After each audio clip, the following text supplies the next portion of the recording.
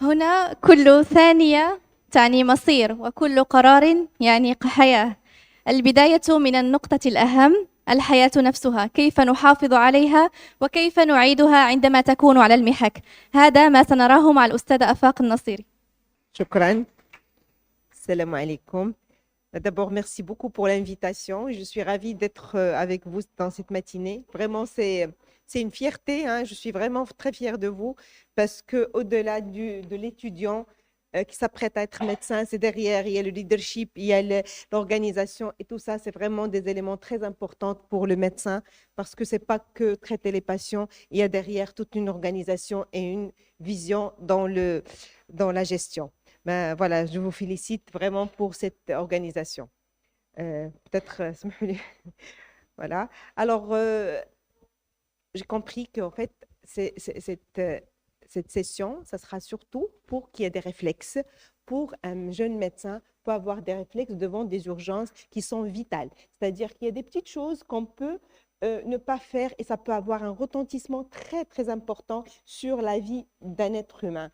C'est-à-dire que, et si on sait comment on doit gérer, ça aussi, ça a un impact, mais dans l'autre sens, un impact qui est très important dans la survie et dans des pronostics, peut-être pronostics neurologiques. Peut-être que des patients, quand on va prendre en charge correctement, leur pronostic neurologique va être beaucoup mieux qu'un patient qui était très mal pris en charge initialement. Et ce patient peut être, peut arriver et peut, entre parenthèses, n'importe qui, c'est-à-dire que je dis n'importe qui, n'importe quel médecin, même pas spécialiste, peut avoir à traiter ces patients. Merci. Alors, voilà, je vais commencer quand même avec des rappels. Ces rappels parce qu'on doit absolument comprendre des points sur la physiologie, la physiopathologie pour qu'on arrive à fixer ces réflexes. Parce que quand on comprend, après, notre prise en charge est ancrée et ce n'est pas juste des choses qu'on a appris par cœur. Alors, il faut savoir que le traumatisme crânien grave, ça fait quand même 10% des traumatismes crâniens et aussi que c'est des jeunes patients, c'est-à-dire que c'est des jeunes actifs. Et c'est greffé d'une grande mortalité, mais ce qui est pire que la mortalité, c'est l'handicap qu'on récupère et que la société récupère et que la famille récupère. C'est quand ces patients ne sont pas pris en charge correctement. Alors, ça implique il faut qu'il y ait une réanimation immédiate.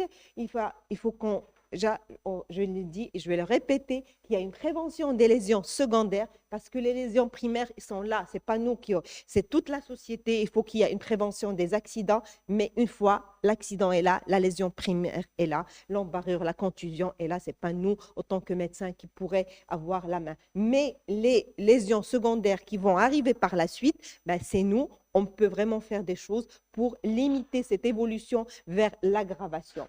Alors, et bien sûr, s'il y a des traumatismes qui ont des indications neurochirurgicales en urgence, il faut qu'on les envoie rapidement au bloc opératoire. Alors, c'est pour ça que le pronostic dépend de la rapidité et de la rigueur. C'est-à-dire, c'est pas on fait ça, non, on fait pas. Il faut qu'on est bien orienté et qu'on a cette attitude et conduite à tenir bien planifiée. Alors, comme je dis, il faut absolument qu'on passe par ces rappels. Il y a la définition de la perfusion de pression cérébrale. C'est la PAM, c'est-à-dire la pression artérielle moyenne, moins la PIC, qui est la pression intracrânienne. C'est-à-dire une pression de perfusion cérébrale qui est moins à 60 mg de mercure, ça donne de l'ischémie cérébrale. Et toute diminution de la pression artérielle moyenne ou une augmentation de la pression intracrânienne, ça diminue la perfusion cérébrale. D'accord? Ça, c'est des éléments importants parce que ça va revenir dans la prise en charge. Il y a une autorégulation cérébrale. Il faut savoir que pour maintenir un débit cérébral constant, il faut qu'on ait une pression artérielle moyenne entre 50 et 150. En dehors de ces marges, on est soit dans la vasodilatation, soit dans la vasoconstriction qui vont donner des lésions qu'on ne pourra pas gérer. C'est-à-dire ça va être secondaire à la lésion. C'est pour ça que j'ai parlé de ce qui est secondaire. Voilà, quand on a une perte de l'autorégulation, Ça, ce qui est observé, bien sûr, de toute lésion cérébrale, soit traumatique, soit en dehors du traumatisme, une hémorragie ou un œdème diffus. On a ce débit cérébral qui devient passif et dépendant de la PAM. C'est-à-dire, c'est pour ça que la PAM devient très, très importante. Quand on a la PAM, bien sûr, c'est la pression artérielle moyenne, très importante. C'est-à-dire, quand on a, voilà, hop, pardon. Voilà, voyez, une hypertension intracrânienne, diminution de la perfusion cérébrale, diminution du débit cérébral, c'est de l'ischémie, l'œdème donne de l'hypertension intracrânienne. On entre dans un cercle vicieux. Alors, les lésions, comme j'ai dit tout à l'heure, cérébrales primaires, c'est ce qui se passe au niveau de l'accident. Ça peut être de l'ischémie, un hématome sous-dural, des contusions, des fractures, des embarrures. Là, c'est l'importance de faire un scanner cérébral. D'accord? Parce qu'on ne peut pas se passer du scanner cérébral dans le trauma crânien. Et puis, il y a les lésions cérébrales secondaires. Ils viennent secondairement au traitement au traumatisme initial. Et il est évité par une prise en charge adaptée. C'est pour ça que je vous ai dit que les lésions primaires, on ne peut rien faire, mais les lésions secondaires, c'est notre rôle. Il faut qu'on protège le patient contre les axos. Ça, ce qui permettra une stabilisation. Alors, il y a l'œdème cérébral post-traumatique et les axos. Ça, c'est très important. Alors, il y a le concept d'axos, c'est les facteurs systémiques entraînant des lésions secondaires. Ça, c'est l'hypotension, l'hypercapnie, l'hypoxie, l'anémie, l'hyponatrémie et l'hyperglycémie, hyperthermie ou des crises convulsives. C'est-à-dire que tous ces éléments, on doit protéger le patient. Il faut qu'on commence déjà en pré-hospitalier, c'est ça l'idéal. Il faut qu'on commence en pré-hospitalier à protéger notre patient en déchocage et bien sûr même au bloc opératoire et bien sûr on continue ça dans les réanimations. La prévention, c'est une priorité thérapeutique à chaque étape. Toujours le patient, on doit le protéger pour que les lésions initiales ne s'aggravent pas. Alors, ça, c'est les mécanismes de l'hypertension intracrânienne. Quand on a une augmentation du volume parenchymateux, augmentation du LCR, augmentation du volume vasculaire, vasodilatation, par l'hypercapnie, par les convulsions, la fièvre, et tout ça donne un volume qui est plus important et ça donne de l'œdème cérébral et de la souffrance cérébrale. C'est pour ça qu'il faut protéger ces patients. Alors, les conséquences, à votre avis, c'est quoi les conséquences? On a une hypertension intracrânienne qui augmente, la pression de perfusion cérébrale qui baisse. Quand on a une baisse de la perfusion, effectivement, on tombe dans l'ischémie cérébrale. Cette ischémie cérébrale va donner de l'œdème, va augmenter l'hypertension intracrânienne, va diminuer la pression de perfusion, va donner encore de l'ischémie jusqu'à ce qu'on arrive, si on n'arrête pas cette cascade, bien sûr, à l'engagement cérébral. Alors, il y a des signes cliniques d'alerte, c'est les céphalées, les vomissements, les troubles de conscience. Ça, c'est quand des patients qui arrivent plus ou moins conscients dans les services des urgences. Il y a la triade de Cushing, il y a l'HTA, la bradycardie, la bradypnie, troubles respiratoires. C'est un signe précoce d'engagement imminent. C'est-à-dire quand ce patient arrive et bradycarde, il y a sa tension qui est en train d'augmenter, il faut faire attention. En tout cas, tout traumatisme crânien, il faut qu'on soit très, très vigilant. Il peut être imprévisible. Ça, je parle de l'adulte, hein, déjà, parce qu'en pédiatrie, c'est encore plus... Alors, quand le patient arrive, pour qu'on ait un langage qu'on peut parler entre nous, il faut qu'on utilise des scores. Là, il y a le score de Glasgow, parce qu'on ne peut pas dire, moi je dis, il est un peu comateux, non, il y a des scores, il est à 13, il est à 14, il est à 15, 15e, ça dépend. Alors, il y a l'ouverture des yeux, spontané 4, au bruit 3, à la douleur nul. De toute façon, je pense que vous le connaissez. La réponse verbale et la réponse motrice. Ce qui est important quand les patients arrivent, il faut marquer ça sur le dossier. Et ce qui est important aussi de marquer, je mets 13 par exemple, il faut que je mette O4. V3, réponse motrice 3, c'est-à-dire M. Il faut que je fasse chaque chiffre, c'est-à-dire que je l'ai chiffré par rapport au verbal, par rapport à l'ouverture du yeux, par rapport à la motricité. Comme ça, on a une idée dans l'évolution et on sait bien que le chiffre au dépend de quoi? C'est-à-dire que le Glasgow est bas parce que le patient ne parle pas, parce que le patient a une motricité flexion stéréotypée. En tout cas, il faut que ça soit bien écrit. Alors, les troubles de conscience, quand on parle d'un patient qui a un traumatisme crânien grave, c'est quand son Glasgow est inférieur ou égal à 8. Ça, c'est un traumatisme crânien grave. Moi, je vais parler surtout ça. Moi, je suis réanimatrice, alors je vais entrer dans les graves.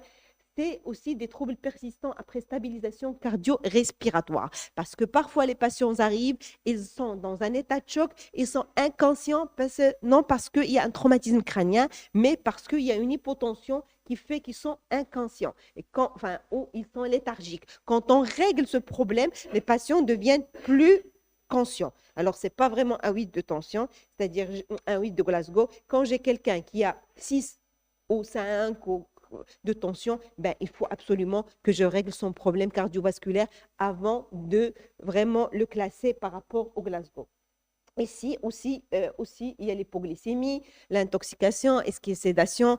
Parfois, il y a des patients qui ont bu, qui de l'alcool et qui, quand ils arrivent, et c'est difficile un petit peu de dire que c'est des patients qui ont inférieur ou égal à 8 au Glasgow. Alors, toute altération prolongée de la conscience chez un traumatisé, c'est un traumatisme crânien jusqu'à preuve du contraire. Voilà, même si avec un scanner normal. Il y a de l'imagerie cérébrale, il faut mettre un scanner cérébral sans injection, c'est un examen de référence, et déjà ils nous disent ce qui se passe, à réaliser en urgence si suspicion de traumatisme crânien, s'il y a un accident qui est grave. Alors le scanner initial peut être normal s'il est fait dans les premières, c'est-à-dire avant H6. Avant H6, si on a un scanner normal, et on a des signes cliniques qui nous évoquent un traumatisme crânien grave, il faut qu'on refasse le scanner à H6. Voilà, attention. Il y a le score de Marshall. En fait, il y a plusieurs scores pour grader la lésion cérébrale et la lésion clinique. C'est-à-dire, on a un score de Marshall. Quand on parle de grade 1, ce n'est pas de lésion visible au scanner. Grade 2, citerne de base plus déplacement de la ligne médiane. Grade 3, citerne de la base comprimée ou absente. En tout cas, ça nous aide dans la surveillance et l'évolution. Mais franchement, dans la vie de tous les jours, surtout on utilise le Glasgow et on n'utilise pas beaucoup ces scores. Alors, la prise en charge préhospitalière, ça commence par la BCDE. Je pense que vous l'avez vu plusieurs fois. C'est-à-dire la première chose qu'on va démarrer dans la réanimation d'un patient en urgence, c'est l'airway. Toujours, il faut qu'on a les voies aériennes, il faut les libérer. D'accord? Il faut les contrôler. Si un patient est comateux, il faut l'intuber. C'est ça qui va aider à protéger ses voies aériennes. Sinon, c'est un patient qui est comateux, il va inhaler, il va faire de l'hypoxie, il va encore entrer dans un cercle vicieux. Et parfois, quand ils arrivent en réanimation, on a des pneumopathies. Et le patient meurt de sa pneumopathie plutôt que de son problème cérébral. Il faut le collier rigide, il faut protéger le rachis parce qu'un traumatisme crânien grave est toujours un traumatisé du rachis jusqu'à preuve du contraire, jusqu'à innocenté par un examen radiologique. Il faut préoxygéner les patients. Ces patients, parfois, si on n'arrive pas à les intuber, au moins on met de l'oxygène. Il faut protéger aussi, c'est-à-dire quand on va intuber, quand on peut mettre de la sonde gastrique ou on peut éventuellement faire une induction à estomac plein, ce qu'on appelle nous à estomac plein, même c'est un peu spécialisé. Alors, éviter la ventilation en masque prolongé.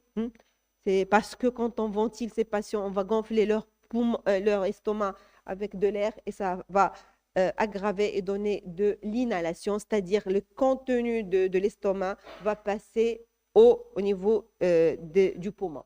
Alors là, il faut la ventilation mécanique des intubations parce que quand ils sont graves, il faut les intuber. Il faut qu'on ait une saturation en oxygène au moins supérieure à 94 et bien sûr, on surveille la capnie et on vise une normocapnie. Ça, c'est un petit peu spécialisé.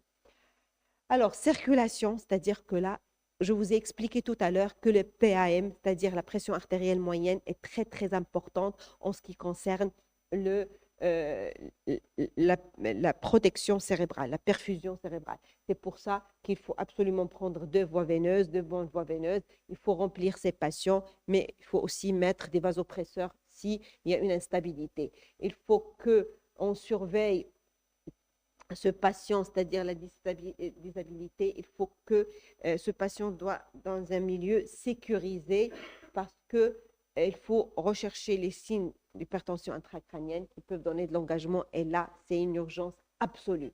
Il faut aussi faire un bilan lésionnel global, éviter l'hypo, l'hyperthermie, c'est-à-dire que ces patients doivent être protégés et transférer rapidement. Alors, il faut monitorer les patients, il faut prendre une glycémie, vous savez, des choses, il faut qu'il se soit vraiment protocolé. Il faut lutter contre les axos. Et on a dit tout à l'heure que les axos, c'est l'hypo, l'hyperglycémie, l'hyperthermie, l'hypothermie, non, pas l'hypothermie, l'hyperthermie, c'est-à-dire que les patients, on doit l'hypotension plutôt, on doit les protéger et rapidement les mettre en condition. Alors, la sédation, si le patient est agité, il faut les sédater, mais là aussi, il faut qu'on maîtrise la sédation parce que parfois la sédation va entraîner un coma profond et les risques d'inhalation.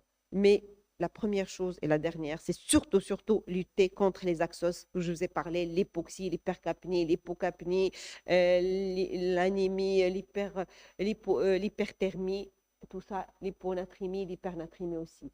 Alors, ce patient, il faut transférer vers un centre de référence. C'est-à-dire, on ne va pas transférer dans un hôpital et on sait qu'il n'y a pas de réanimation, on sait qu'il n'y a pas de neurochirurgien. C'est un traumatisé crânien, il faut absolument, ce n'est pas la peine de perdre le temps, qu'il soit vers un centre où il y a une prise en charge globale qui peut être spécifique pour un trauma crânien. Il faut bien sûr transmettre les constances. C'est pour ça que je vous ai dit tout à l'heure, il faut toujours marquer dans un dossier et marquer avec l'heure l'examen pour qu'on ait une idée de l'évolution. Parce qu'il y a des patients qui arrivent tout à fait conscients, après 4-5 heures, ils sont dans un coma profond. Et ça, on les a vus plusieurs fois. Et on a même des patients qui ont été envoyés chez eux. Malheureusement, après, ils sombrent dans le coma. Alors, il faut prévenir et traiter les agressions cérébrales. Ça, je le dis et je le répète parce que ça, c'est le rôle du médecin. En fait, une fois que le patient trauma crânien arrive, la perfusion cérébrale, comment on peut l'optimiser? C'est de garder une pression artérielle moyenne qui est correcte. Contrôler la pression intracrânienne, ça c'est par la pression pression artérielle moyenne, et on peut éventuellement utiliser comme du mannitol, de l'osmose, des choses qu'on peut utiliser pour baisser cette pression intracrânienne et même parfois mettre des dérivations pour un petit peu libérer le LCR. Il faut anticiper les complications systémiques et neurologiques. Alors, le monitorage, il faut monitorer ces patients, surveillance neurologique, le Doppler transcrânien qui est un examen qui est anodin. Maintenant, les échographes sont partout et on peut poser une sonde ici, avoir une idée sur les pressions. Et le Doppler transcrânien nous donne absolument idée de la souffrance, le degré de souffrance cérébrale. Et puis, il faut faire une biologie initiale, bien sûr. La réanimation respiratoire, il faut que ces patients soient intubés, ventilés avec des objectifs de 94% d'oxygène. Et puis, l'indication à l'intubation, comme je vous ai dit, tout patient qui est grave, avec un Glasgow inférieur ou égal à 8, déjà après stabilisation de sa pression artérielle, ça c'est un patient qu'il faut intuber et qu'il faut protéger. Parfois, des patients, on les intube parce qu'ils sont très agités et deviennent menaçants pour eux et menaçants aussi pour l'équipe et on les intube pour ça. Il faut une réanimation hémodynamique, c'est-à-dire il faut qu'on garde la pression rapidement et bien sûr, sédation, on peut sédater les patients. Le contrôle de la pression intracrânienne, il faut faire toujours attention à ces patients, il faut les monitorer quand ils sont graves.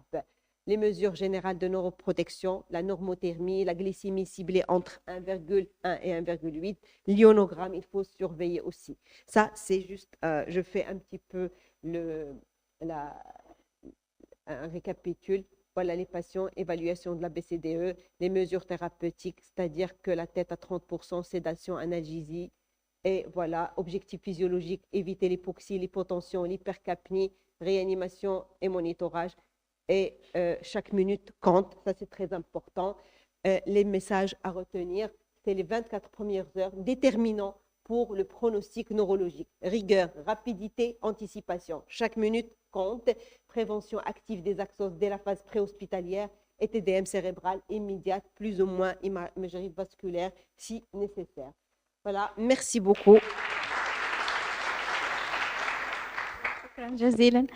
نتمم برنامجنا الآن مع الأستاذ الشلاوي مع محاضرة حول جراحة الدماغ والأعصاب. Salam alaikum, bonjour tout le monde. Donc je suis là franchement ravi et un peu impressionné par la qualité d'organisation de ce premier congrès universitaire. Le choix du sujet, je le trouve vraiment très judicieux, hein. Donc vraiment, vous avez commencé par des choses vraiment très basiques au niveau de toutes les spécialités. Donc je pense que la deuxième édition, ça va beaucoup promettre au niveau de la qualité et du choix du sujet aussi. Voilà. Très bien. Merci beaucoup. Voilà, donc c'est difficile un petit peu de passer après le réanimateur concernant les traumatismes crâniens graves parce que finalement, ils ont, docteur Serré m'a piqué toutes les idées. Donc, pour ne pas tomber dans la redondance, juste un petit peu insister sur les points qui nous concernent nous en tant que neurochirurgiens. Mais vous allez voir dans ma présentation, je suis tout à fait d'accord avec tout ce qu'il a dit. Ça va être vraiment de la répétition, mais on va essayer un peu de décourter un petit peu la présentation pour donner la chance aux autres. Voilà, donc c'est un vrai problème de santé publique, hein. Donc là, si vous partez au trauma center faire une garde durant une nuit, vous allez voir combien il y a de traumatismes crâniens. Donc c'est vraiment, ça va rester toujours un sujet d'actualité, hein, tant qu'on a les AVP et tant qu'on a des jeunes un petit peu des fois qui ne sont pas conscients de la vitesse et de le respect du code de la route. Donc on aura toujours des traumatismes. C'est un problème universel, hein, c'est pas juste le Maroc, l'Afrique c'est pire. Aux États-Unis, bon c'est vrai qu'ils ont d'autres traumatismes, un petit peu les agressions, les coups de feu, des choses comme ça, mais bon, on trouve toujours qu'il y a des traumatismes graves secondaires à des AVP. La gravité est variable. Et moi, j'ai préféré, comme professeur Ansari, de s'attaquer un petit peu au traumatisme crânien grave parce que c'est lui qui pose beaucoup de problèmes au niveau de la rapidité de la prise en charge au niveau des urgences. Donc là, il faut vraiment faire vite et faire bien. Vous allez voir pourquoi. Bien sûr, la prise en charge des traumatismes crâniens, si on le prend par exemple au Maroc dans les années 80, ça a beaucoup évolué par rapport à maintenant. Donc vous êtes une génération qui a beaucoup de chance parce que maintenant vous avez beaucoup de scanners. Ne serait-ce que dans l'hôpital, vous avez 3 ou 4 scanners. Vous sortez de l'hôpital, juste dans le quartier là à côté de l'hôpital, vous avez une dizaine de scanners qui sont disponibles. On a beaucoup de cliniques, pratiquement toutes les cliniques, qui ont des scanners. Vous imaginez, en 1981, avec un seul scanner, au niveau de tout le Maroc, c'était à la CNSS de Drabelf. Donc, c'est lui qui a, par exemple, un traumatisme crânien grave à Knetra ou FS. Donc, c'est les neurochirurgiens qui devaient régler le problème. Je vais vous dire comment. Voilà, donc la qualité de ramassage aussi, le SAMU, c'est des choses qui ont eu un impact très positif pour la qualité de la prise en charge. Ceci dit, donc la mortalité et la morbidité restent quand même très importantes parce que quand même, c'est des jeunes et les jeunes, donc, ils vont par la suite perdre leur emploi, qui vont changer complètement de personnalité. Et ça, je dis toujours à la famille, je lui dis, bon, votre jeune là, parce qu'il me pose toujours la question pour le prendre, s'il va survivre, c'est quelqu'un que vous n'allez jamais reconnaître, parce que c'est quelqu'un qui va devenir très irrité, très anxieux, dépressif, il va chercher la bagarre. Donc, les séquelles neuropsychologiques seront très importantes pour ces jeunes. Voilà, donc, comme professeur Ansari, on ne peut pas parler de traumatisme crânien grave sans passer par un petit rappel pour voir un peu ce qui se passe. Moi, je donne toujours à mes étudiants quand ils font ce topo, donc je ne sais pas si on a quelques-uns ici. S'ils ne mettent pas cette courbe dans Langfit, je suis un peu énervé. Je leur ai dit non, vous n'allez jamais comprendre ce qui se passe. Alors là, Langfit, il vous dit quoi? Il vous dit que si les éléments de compensation au niveau du cerveau sont rapidement débordés, la pression intracrânienne va augmenter et c'est juste après les engagements. C'est un petit peu ce que vous voyez dans les formes surrogées au niveau des accidents de la voie publique. C'est quelqu'un qui est percuté puis il ne bouge plus, vous le examinez, vous le trouvez en midriase bilatérale, il est déjà parti, hein, parce que c'est tellement vite, l'extraduralité est important, l'ébranlement du tronc cérébral, voilà, donc ça ne laisse pas de chance. Par exemple, pour tout ce qui est tumoral, maintenant si vous prenez les méningions, pour le même volume, parce qu'il va prendre 3 ans à 5 ans à se développer. Même le volume est très important, 2 fois le double de l'hématome post-traumatique. Il va être toléré, il n'y aura aucun problème parce que tous les éléments qui vont entrer dans la compensation, c'est-à-dire on va chasser le LCR, il y aura la vasoconstriction, donc le cerveau s'adapte. Alors le cerveau ne s'adaptera jamais rapidement quand il y a une interruption brutale du sang dans le cerveau. Comme vous savez, le crâne est une boîte inextensible. Il est dur, il est censé protéger le cerveau. Mais quand il y a un traumatisme, ça devient un piège mortel parce qu'il ne peut pas avoir l'expansion. Et donc, il va chercher cette expansion au niveau du trou naturel qui est le trou occipital ou le foramen ovale de Pacquiao. Donc, ça va rentrer après, et puis c'est le tronc cérébral qui est comprimé, c'est la midriase bilatérale, et puis le patient va partir rapidement. Voilà, donc ça a été déjà dit pour les points d'impact. On peut faire donc, un impact direct, donc on peut avoir les lésions à côté du point d'impact, par exemple, en frontal, mais on peut avoir des lésions de contre-coup, ce qui va générer des hématomes, des contusions, de l'hémorragie méningite, tout ce que vous voulez. Et après, si le malade n'est pas bien pris en charge, il y aura l'ischémie, l'œdème cérébral, donc c'est les fameux axos qu'on en a parlé, professeur Anseri, je passe. Voilà, donc les lésions que vous pouvez avoir, l'extradural, le sous-dural, l'hémorragie méningée, l'œdème cérébral, 2 fois chez un seul malade, vous pouvez avoir toutes ces lésions. Vous imaginez la pression intracrânienne, comment elle va être rapidement. Donc le malade va faire une anisocorie, puis passer en mydriase. Et puis bien sûr, le risque, là, c'est l'engagement cérébral. Donc l'engagement cérébral, il est fatal. Donc ça laisse aucune chance pour le patient. Ce n'est pas pris en charge correctement et ramené aux urgences. Alors la nouveauté maintenant, par rapport à ce qui se faisait dans les années 80, on a un appareil qu'on peut mesurer la pression intracrânienne. Les malades qui sont hospitalisés, par exemple, chez le professeur Nseri, donc ils sont monitorés. Donc on va voir cette pique, comment il va évoluer. Si elle est en train, par exemple, c'est un patient chez qui on n'a pas retenu l'indication opératoire parce que les pics restent un peu modérés. Dès son admission, c'est le lendemain, on voit que la pique elle est en train d'augmenter, donc c'est un malade qui s'aggrave. Donc le réanimateur va vous appeler pour venir faire rapidement un geste chirurgical. Si ça s'est diminué tranquillement après un geste, par exemple, comme ça spontanément, chose qui est rare, donc on peut continuer à surveiller et ça c'est très important. Alors bien sûr, le traitement, grosso modo, ça a été dit, il y a un volet de la réanimation quand le malade, on parle toujours d'un traumatisme crânien grave, donc je tiens à le spécifier. Donc, dans le glascoïde inférieur à galoïde, donc ça c'est un malade, on ne va pas trop discuter, on va le ramener à la réanimation, ça sera intubé, ventilé, sédaté, on va lutter un peu contre l'hypercapnie, tout ça sera donc, et puis après, on va voir si le malade reste stable, on surveille, si le malade continue à s'aggraver, le réanimateur va nous appeler pour opérer. Très probablement, on va opter pour ce qu'on appelle un volet décompressif, c'est-à-dire on va ouvrir la fenêtre, le cerveau, pour qu'il puisse un peu faire sa hernie cérébrale en haut et ne pas la faire dans le trou occipital. Voilà, donc c'est un geste salvateur, il faut le faire rapidement. Donc vous aurez à voir quelques images comme ça du monsieur là au niveau de l'Internet, parce qu'on met des choses comme ça, les gens ne comprennent pas, mais quand on étudie en médecine ou des médecins, on comprend que c'est un malade qui a eu un accident et donc il a été sauvé. Vous voyez la deuxième image juste à côté, on peut réparer ça par faire ce qu'on appelle une cranioplastie, c'est un ciment chirurgical pour corriger le côté cytique. Mais c'est un geste salvateur quand même, parce qu'on a sauvé beaucoup de patients qui sont passés rapidement en midriase bilatérale, ils ont été bien pris en charge par les réanimateurs. On a opéré, il y a une évolution en réanimation où le malade a été correctement traité, tout ça, donc il peut s'en sortir. Mais ça reste quand même très rare, je tiens à le spécifier. Alors là, je vais maintenant rentrer dans le vif du sujet, quels sont les différents réflexes qu'il faut adopter. Donc, il faut savoir une chose, que la prise en charge d'un traumatisme crânien demande beaucoup de vigilance. Il faut vraiment rester vigilant avec ces patients, car certaines erreurs peuvent aggraver l'état du patient, notamment la qualité du ramassage ou le retard de prise en charge. Donc, retarder un traitement vital est donc exposé à des problèmes médico-légaux. Maintenant, ça ne rigole plus. Moi, je le dis toujours à mes étudiants, vous serez très gâtés maintenant sur le plan technologique. Vous avez les scanners, vous avez tout. Mais maintenant, ce qui a changé par rapport aux années 80, c'est l'aspect médico-légal. Les gens ils cherchent toujours à être indemnisés, à vous reprocher des choses. Pourquoi vous n'avez pas fait le scanner chez mon enfant? Pourquoi vous n'avez pas fait chez mon père? Donc, c'est des choses comme ça. Donc là, ça expose beaucoup. C'est parmi nous, chez nous, les pathologies qui exposent les plus à des problèmes médicaux. Je sais que même les internes maintenant aux urgences, ils souffrent de ça. C'est pour ça qu'on a beaucoup, je vais le dire aussi, le professeur Anseri a parlé de consigner tout ce que vous faites au niveau de l'examen, au niveau des urgences, il faut le consigner parce que ça peut se retourner contre vous. Alors, quels sont les réflexes et pièges à éviter en clinique? Bien sûr, tout d'abord, il faut bien faire un très bon interrogatoire rapidement, les circonstances de l'accident. Il faut examiner le patient. Malheureusement, au niveau des urgences, on voit même qu'il y a des internes qui ne font que scanner les malades. Donc, ils jettent un coup d'œil comme ça, bouf, le scanner. Ils ne examinent pas bien leur patient, ils n'ouvrent même pas les yeux pour voir s'il a une anisocorie ou pas. il ne palpe pas un petit peu le rachis cervical, il ne le pince pas pour voir s'il réagit d'un hémicourt par rapport à l'autre. Et ça risque de poser des problèmes des fois, parce qu'on ne peut pas, vous allez voir que c'est un score sur lequel on va se baser pour prendre une décision déjà.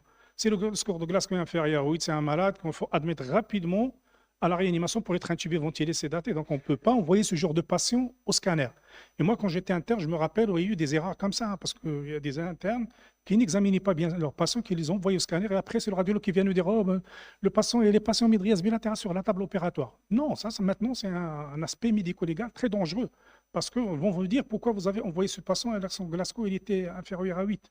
Donc là, c'est parmi les grands pièges qu'il faut vraiment examiner, détecter déjà le Glasgow il est à combien et prendre sa décision rapidement.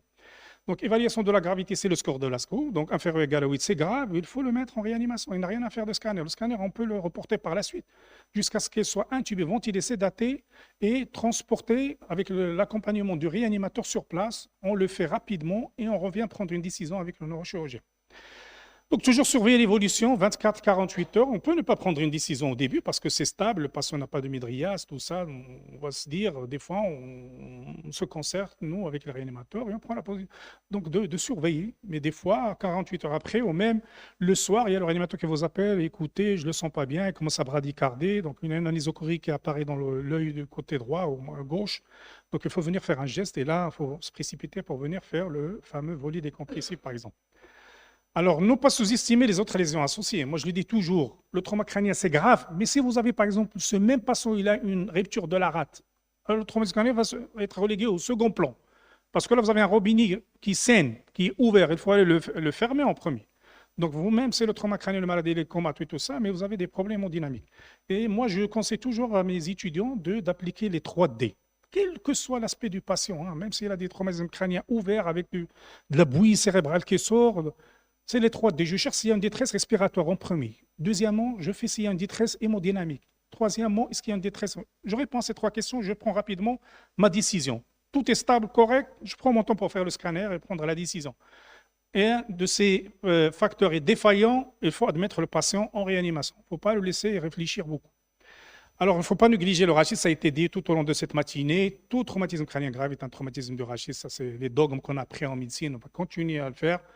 Alors maintenant, quand on fait le scanner, quand on a un doute, on descend faire un scanner cervical. Hein, donc, il n'y a aucune hésitation. Alors, il faut chercher les signes de localisation rapidement. Vous ne perdez rien si vous voyez un petit peu les 2 paupières, vous ouvrez, vous voyez. S'il y a une anisocorique comme ça, c'est très alarmant. Croyez-moi, quand je vois ça, moi, des fois, je n'ai même pas besoin de scanner. Hein, on l'a fait. Parce que le problème, des fois, dans les années 90, on avait un seul scanner qui est tombé en panne. Si vous voyez cette image comme ça, qu'est-ce que vous allez faire? Est-ce que ça va vous rassurer d'envoyer ce patient en privé faire un scanner? C'est médico-légal. C'est médico-légal. Ça, je le ramène rapidement au bloc. Je sais qu'il y a un truc qui pousse le cerveau de ce côté-là, du côté droit. Donc, je vais aller faire ce qu'on appelle le trou de trépan explorateur. Je vais faire un tronc frontal, voir s'il y a un extradural, un sous-dural. Je vais le faire en pariétal. Je vais faire un tronc temporal et un tronc occipital. On trouve des choses. On continue le geste et on enlève l'hématome. On ne trouve rien. On sait que peut-être c'est une contusion profonde de l'édème cérébral. On l'envoie en réanimateur. On dit qu'on n'a rien trouvé. Donc, on demande le manitol, sédatez-le, tout ce que vous voulez. Voilà. Et de vous profiter de la même occasion pour pincer votre patient, voir s'il réagit au niveau de l'hémicorps. Alors, le score de Glasgow, on ne cessera jamais de vous dire qu'il faut l'apprendre. Il faut l'apprendre. Moi, je vais raconter 2 faits, ou peut-être un fait, une anecdote. Alors, le premier fait, durant ma carrière, j'ai opéré beaucoup d'étrangers, hein, des Japonais, des Chinois. À chaque fois, ils sont là pour le tourisme, ils glissent. Le dernier que j'ai opéré, c'était un Chinois. Il était dans un bateau de croisière, il est sorti à la corniche. C'était une journée pluviale, il y avait beaucoup de vent très fort et un lampadaire qui a sauté, puis pof, il a percuté le crâne, traumatisme crânien grave. Alors, on a opéré tout ça, on a admis une réanimation. Le problème avec ces étrangers, c'est que des fois, c'est l'ambassade qui se déplace. Il va vous dire non, monsieur, il a une assurance, on préfère le transférer à l'extérieur. Et puis, ils prennent votre numéro. Et après, c'est un neurochirurgien ou un réanimateur qui vous appelle du Japon ou du Chinois. Comment on peut dire l'état de ce patient, c'est on n'est pas d'accord sur le Glasgow? Donc, la première question qu'il me pose, ce médecin à l'étranger, il me dit, monsieur, le Glasgow, je lui dis, il est à 5. Il dit, non, c'est pas transférable. Donc, vous continuez à le prendre en charge. Vous voyez un petit peu l'intérêt? Ça, c'est très important. Et moi, ici, je l'ai mis le Glasgow en japonais, en espagnol, et tout ça, c'est là où vous allez. Si vous dites à votre patient qu'il a 5 de Glasgow, c'est un état qui est très grave, il risque de décéder. Si vous dites qu'il est 13-14, donc c'est rassurant. Peut-être par la suite, il va passer 2-3 jours chez nous, puis ils vont venir le chercher, transféré par un transport médicalisé très léger. Voilà, donc ça. Et l'autre anecdote, c'est qu'un jour, j'étais en deux gardes dans un hôpital périphérique, et je pars à la plage, hein, c'était une journée très calme, je raconte toujours cette anecdote. Après, dès que je m'installe, je mets ma serviette à la plage, l'urgentiste de l'hôpital, il m'appelle, voilà, vous devez, monsieur, venir tout de suite, c'est quoi le problème? On a eu un traumatisme crânien, il y a quelqu'un qui s'est défenestré du 3e étage. Je dis, ben, écoute, la première question que je vais poser, bien sûr, ça c'est un réflexe chez nous, il est à combien de Glasgow pour que je puisse faire vite ou attendre un peu, ou je manager, après le téléphone, faire un scanner. Il m'a dit, non, il faut que tu viennes vite parce que le Glasgow, il est à 0. J'ai dit, écoute, tu ne fais rien. Tu m'attends, j'arrive. Il n'y a pas de Glasgow à 0. Donc là, c'est pas fiable. Ce monsieur n'est pas fiable, malheureusement. Donc on ne devrait pas entendre des choses comme ça. Voilà. Alors, les autres réflexes, ça doit être rapidement le scanner et doit être fait après 6 heures. Il y a des fois où la prise en charge est tellement rapide quand vous ramenez le patient à 2 heures, 3 heures après le traumatisme, vous faites un scanner, vous ne trouvez rien. Sur le plan médico-légal, vous ne pouvez pas se contenter de ce scanner, envoyer le patient chez lui, c'est rien. Il faut obligatoirement, vous dites, vous restez ici, s'il vous plaît, on va vous surveiller. On dépasse 6 heures, on fait un scanner, s'il n'y a rien, on vous libère. Alors après, même au niveau de la réanimation, tout ça, il faut toujours refaire ce fameux scanner de 6 heures parce qu'on peut avoir des hématomes qui apparaissent après ça. Donc ça, on l'a répété, on le martèle à chaque fois. C'est le patient à un Glasgow inférieur 8, il faut l'admettre à la réanimation. On n'a rien à faire à part l'envoyer à la réanimation. N'essayez pas de faire autre chose. Jamais injecté, c'est tout à fait normal parce que quand vous injectez, il y a une confusion entre ce qui est hyperdensité qui revient en contraste et le sang, bien sûr, spontanément, il est hyperdense. Donc vous aurez une confusion. C'est pour ça qu'on n'injecte jamais en traumatologie. Alors il faut explorer la rachis, on l'a dit, il faut mettre une mineure si vous avez un doute. Alors, le minimum des choses que je demande aux internes, c'est d'accompagner le patient, c'est l'état neurologique qui est très grave. Alors, des fois, le patient, l'interne, il est submergé par les urgences. Alors là, voir rapidement un malade traumatisme crânien grave, lui demande un scanner, c'est l'infirmier qui part, et puis il continue à faire sa consulte. Non. Alors j'arrête tout, je donne la priorité à ce patient, j'essaie de le suivre un petit peu ça de réanimation, j'essaie d'activer, même de le pistonner, de le faire rapidement, parce que là, ça va me poser un problème. C'est après, on le laisse attendre, et ça, c'est arrivé aux urgences. Il y a des malades qui commencent à attendre leur tour sur le chariot, et après, vous dites, ah, monsieur, il est en midriase bilatérale. Non, il faut l'accompagner jusqu'à ce que vous faites un scanner, et vous prenez votre décision, vous le ramenez en réanimation. Alors, il faut imposer, ça c'est un point qui est très important, s'il vous plaît, il faut suivre cette histoire, imposer l'indication du scanner au-delà de toute considération sociale, financière ou affective. Alors, des fois, il y a des problèmes qui surviennent, les malades, comme a dit des professeurs en série, qui vont s'aggraver, décéder à domicile. Alors, quand on fait l'enquête, ce n'est pas nous qui font l'enquête, hein, c'est la PJ, la police judiciaire. Parce que les parents vont vous dire, non, j'ai ramené mon enfant aux urgences, ils n'ont pas demandé un scanner. On a beaucoup insisté, et c'est l'interne qui ne veut pas. L'interne était tellement sûr de lui, il a dit non, votre enfant n'a rien, prenez du doliprane et ramenez-le. On a eu des cas comme ça au service. Après, c'est la PJ qui fait toute l'enquête, qui remonte un peu le circuit, donnez-moi le dossier, qu'est-ce que vous avez fait, est-ce qu'il a été consigné, est-ce que vous donnez un bon de scanner, il est où? Donc ça, c'est des choses qui sont très importantes. Et quand on vient chez l'interne, on lui dit, non, monsieur, voilà, je voyais qu'ils ont un bas niveau socio-économique, je ne voulais pas un peu les pénaliser. À l'époque, 1500 dirhams, quand on demandait le scanner, c'était un peu cher. Non, on ne voulait pas faire, c'est par affection. Et non pas, même les gens qui viennent de la campagne, ils m'ont dit qu'ils n'ont pas les moyens. Non, si vous êtes, vous serez grillé, hein, parce qu'après, la police judiciaire ne connaît pas ça. Vous avez failli à votre rôle de médecin de prescrire. Je vais raconter rapidement une autre anecdote. Il y avait un Derbera Jaouidad ici, et vous savez très bien qui part chez nous, les stades, c'est un peu les jeunes adolescents. Il y avait, je pense, Knetra contre l'Ouidad, c'est pas un derby. Et un enfant est venu avec ses copains du quartier, donc ils ont été bousculés à la sortie du stade, traumatisme crânien, il s'est réveillé. Ses amis l'ont ramené aux urgences. Alors le médecin, il était très vigilant, il a demandé un scanner. Après, ses amis lui ont dit non, c'est pas la peine de faire un scanner, tu es bien, on va te chercher l'argent, 1200 dirhams. Ils ont pris le train, Kazakh-Netra, arrivé le train à Tmara, je ne sais pas comment, il a fumé de Riesberg, il est décédé. Alors c'est toute la PJ qui s'est installée chez nous, tout le circuit. Voilà, ce qui a sauvé le médecin, c'est qu'ils ont trouvé un bon de scanner, donc il a dégagé sa responsabilité. Pour vous dire, des fois, les pièges et les problèmes, quand vous serez interne ou même en périphérie, ça devient difficile. Voilà, donc sur le scanner, vous pouvez avoir sur les lésions osseuses, parenchymateuses, des hématomes, tout ça, vous le connaissez très bien, donc se méfiez toujours, un scanner après 6 heures, hein, obligatoire. Alors certains pièges aussi sont très inhérents à certains terrains, les enfants. Vous faites très attention avec les enfants. Si vous avez un enfant qui a un plaie du scalp, même s'il est réveillé, il faut la situer rapidement. Même si vous voyez cet enfant avec une plaie crânio-cérébrale, avec de la bouillie cérébrale qui sort, situez la bouillie cérébrale. Ce n'est pas un problème. Nous, on va faire les choses correctement au bloc, mais il ne faut pas les laisser comme ça exposer à l'infection et au saignement. Faites l'hémostase, fermez cette plaie crânio-cérébrale. Personne ne va vous dire pourquoi vous l'avez fait. Même sans l'avis de neurochirurgien, faites un pansement correct et envoyez le patient faire un scanner ou voir un avis du neurochirurgien. Alors, les personnes âgées aussi, ça pose problème parce que c'est des malades qui vont rapidement s'aggraver, parce qu'ils sont diabétiques, hypertendus, tout ce que vous voulez. Alors, les personnes âgées, ce que vous devez savoir, c'est qu'elles ont rarement des hématomes extraduraux. Ils vont faire plus des hématomes suduraux avec de la contusion. C'est pour ça que ça s'aggrave rapidement. Tout simplement parce que la dure mère, elle adhère fortement à la partie interne du crâne chez le sujet âgé. Ce n'est pas comme l'enfant. Alors l'enfant, ça se décolle rapidement, là, ce qu'on appelle l'espace de Gérard Marchand. Rapidement, quand vous avez un hématome, ça peut partir. Et moi, parmi les hématomes extraduraux que j'ai opérés vraiment de façon historique, j'avais opéré un bébé de 3 mois, il avait un hématome extradural volumineux qui prenait tout l'hémisphère. Toute l'histoire, c'était quoi? C'était que la maman, il a ramené ce bébé de 2-3 mois au bain mort, le hammam. Et donc, dans cette chaleur, avec la vasodilatation, à un certain moment, il était en train de le savonner, il a glissé. Quand il a glissé, il a fait un hématome monstrueux. Donc, on l'a opéré rapidement. Tel point, quand on a enlevé l'hématome, la Durma ne voulait pas retourner, s'est affaissé parce que tellement c'était important. Voilà, c'est des réflexes qu'il faut toujours avoir à l'esprit. Bien sûr, un patient sous anticoagulant, ça complique la vie, parce que vous ne devez pas opérer un malade qui est sous AVK, sous un trauma ou un truc comme ça. Vous enlevez l'hématome, il va récidiver. Tout cela, toute la concertation avec nos amis les réanimateurs pour perfuser, pour faire les antidotes, tout ça, et donc un peu attendre que ce soit vraiment le terrain idéal. Alors, notre problème aussi au niveau des urgences, c'est que dehors, vous avez des femmes enceintes qui tombent, qui font des traumatismes crâniens, et il y a des internes qui leur demandent de scanner, alors qu'elles sont durant le premier trimestre de la grossesse. Vous ne perdez rien pour demander est-ce que vous êtes enceinte ou pas, parce qu'on peut passer directement à faire une IR. Ça, c'est des choses exceptionnelles, mais ça arrive malheureusement. Voilà, on arrive aux choses très sérieuses maintenant. Donc, traçabilité dans le dossier médical, les urgences, tout doit être consigné sur le dossier médical. Si vous ne faites pas ça, vous avez failli à votre. Le juge غيشدك من المبرة حيت ما كسبتي والو انت شفتي وما كسبتي والو دونك ما غاديش نقدروا نجوجيو واش درتي خدمتك مزيان ولا ما درتيهاش. Ça c'est très important et c'est devenu très important.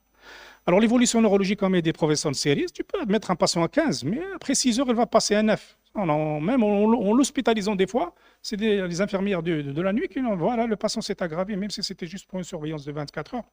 Alors les décisions prises aussi, ça doit être consigné sur le dossier médical. Obligatoire. En cas de litige, le dossier fait foi. الحاجة الوحيدة اللي غتعتقك هو le dossier. كتبتي فيه شي حاجة راه تعتقتي ما كتبتيش tu as failli غادي تبقى طالع نازل مع هذاك tu as failli à ta responsabilité. Donc dossier incomplet ou imprécis, responsabilité engagée. Vous pouvez demander ça aux légistes, ils sont très forts là-dessus. Alors en conclusion, quels sont les pièges à éviter? Il ne faut jamais banaliser un trauma. Non, si راه ما عندك والو, non راه نشتو, راه ما كيتقيا, non. Non, faites un scanner après 6 heures, surveillez le malade 1 heure, 2 heures, s'il n'y a rien, traumatisme crânien bénin, allez-y. Traumatisme crânien modéré, on fait un scanner, on hospitalise 24-40 heures, on refait un scanner, tout est bien, tranquille, il n'y a aucun signe d'hypertension. Je le fais sur traumatisme crânien grave, on le manage avec le réanimateur, pas tout seul, et c'est des cas très particuliers. Alors, il ne faut pas manquer la surveillance neurologique, parce que les malades peuvent s'aggraver. Retarder l'imagerie sous aucun prétexte, il faut faire un scanner dans les bonnes conditions. On ne voit pas un patient qui est instable. Il risque de décéder. On ne peut envoyer un malade au scanner que s'il est correctement mis en condition. Alors, manipuler sans précaution, bien sûr. Donc, toujours faire attention au rachis cervical parce que c'est des potentielles lésions associatives. Donc, il faut rester, garder à l'esprit ce réflexe. Voilà, donc c'est tout ce que j'avais à dire. Donc, merci pour votre attention. Merci. شكرا جزيلا. والآن أحيانا نقول لحظة واحدة قد تحدد إن كان سيبقى المريض مبصرا أم لا. هذا ما سنتعلمه مع الأستاذ حيدان.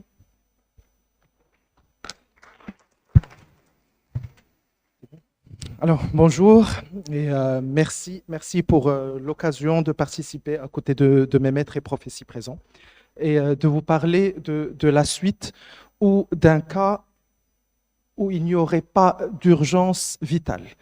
Donc, on va imaginer le cas d'un patient. Alors, notre patient, c'est un jeune. Donc, c'est un jeune qui revenait du travail le soir. Il venait de pleuvoir. Il a une moto, il glisse. Et donc, il y a le guidon de la moto qui tombe exactement au niveau de l'œil. Donc, pas de traumatisme crânien. Son ami, il était juste derrière lui. Donc, il vous l'amène à l'hôpital. Donc, le patient, il est conscient, vous l'avez évalué, il n'y a aucune urgence vitale, mais par contre, il a un œil qui est en sanglots, il y a du sang, et surtout un œil qui n'arrive pas à ouvrir. Donc, au total, c'est Youssef. Youssef, il a 34 ans. Il vous dit, docteur, je ne vois plus. Vous êtes le médecin généraliste au niveau des urgences et il faut savoir que vous avez 60 minutes pour sauver cet œil. Alors, pourquoi 60 minutes? Parce qu'il y a 6 compétences qu'on va acquérir au cours de cette présentation et 6 compétences qu'on peut faire en 60 minutes maximum. Donc, on doit identifier et savoir traiter un syndrome de compartiment orbitaire en urgence. On doit savoir reconnaître et protéger un globe ouvert.